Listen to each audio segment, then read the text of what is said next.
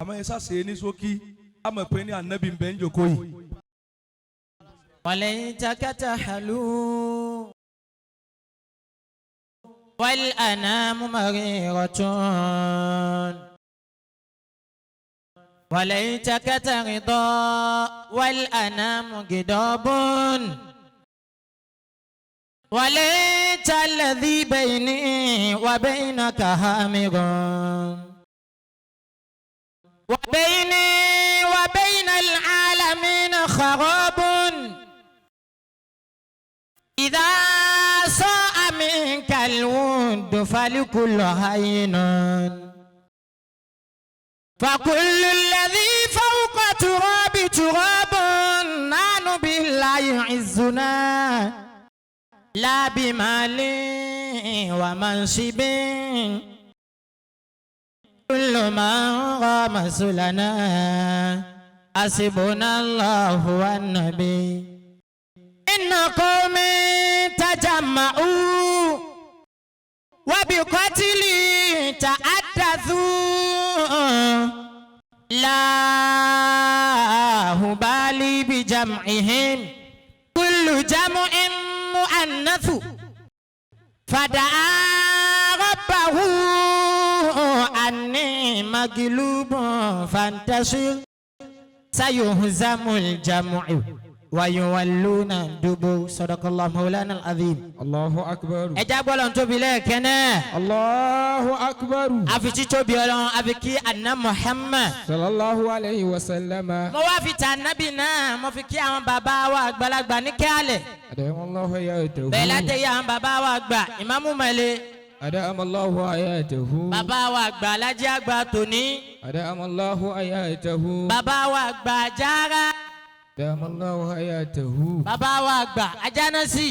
أدام الله Ajánásì àgbà fún gbogbo Ìlọrin pátápátá. أدام الله حياته. gbogbo àwọn olóyè àwọn bàbá wa ọba Ìlọrin. ẹja wí lẹ́ẹ̀kan sí. ẹja tún wí lẹ́ẹ̀kan sí bẹ́ẹ̀. ọlọmọṣà bá wa kí yín. bàbá wa àgbà Justice adamallahu ayatakum wa dawlatakum. ọlọ́njọ́ máa dá sí i. ìyá wa àgbà tí ọlọ́run ṣoore tòní fún alájà wa Muslimatu Muflihatu ọlọmọṣà bá wa kí yín. gbogbo ẹ̀yin yá wa àtẹ̀yin bàbá wa salamullahi alaykum wa rahmatuhu wa barakatuhu. wa alaikum salam wa rahmatullahi wa barakatuh. صلي على محمد ذي الأمد صلى الله عليه وسلم. الحمد لله على آلائه صلى الله عليه وسلم. حمد امرئ أخلص في أدائه صلى الله عليه وسلم. أحمده والحمد من نعمائه صلى الله عليه وسلم. أن خصنا بخير أنبيائه محمد صلى الله عليه وسلم. سيد كل عبد صلى الله عليه وسلم. محمد سيد كل عبد صلى الله عليه وسلم.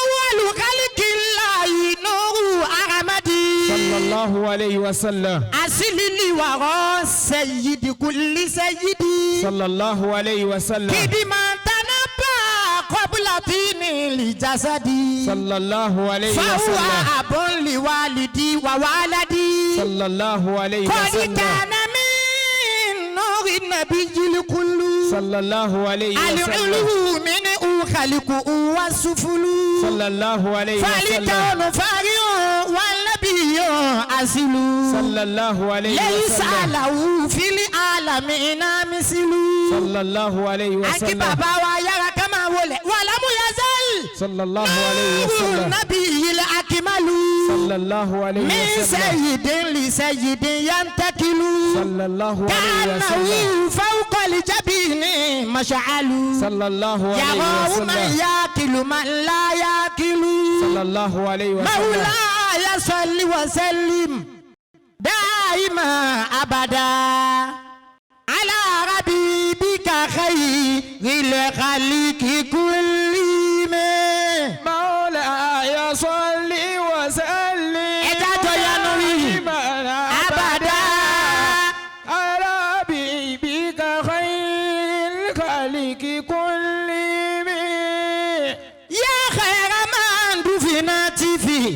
تريبي أعظمه فطاب من تيبي نلقاه واليتم نفس الفداء لقبر أنت ساكنه في اليفاف وفي الجود والكرم أنت الحبيب الذي ترجى شفاعته عند الصراط إذا ما زالت القدم أنت الحبيب الذي ترجى شفاعته عند المقام إذا صلى الله عليه وسلم ملك القدوس دائما صلى الله عليه وسلم لولا كما خلقت شمس ولا قمر ولا سماء ولا لوح ولا قلم يا ربي بالمصطفى بلغ مقاصدنا واغفر لنا ما مضى يا واسع الكرم مولاي صل وسلم دائما ابدا على حبيبك خير الخلق كلهم يا رسول الله يا رسول الله رسول الله رسول الله يا رسول الله دليل الخيرات رسول الله كاشف الأمة رسول الله حبيب الله رسول الله صفي الله رسول الله كاشف الأمة رسول الله رسول الله رسول الله النبي محمد الله رسول الله النبي محمد اللهم صل على سيدنا محمد وعلى آله وأصحابه وسلم.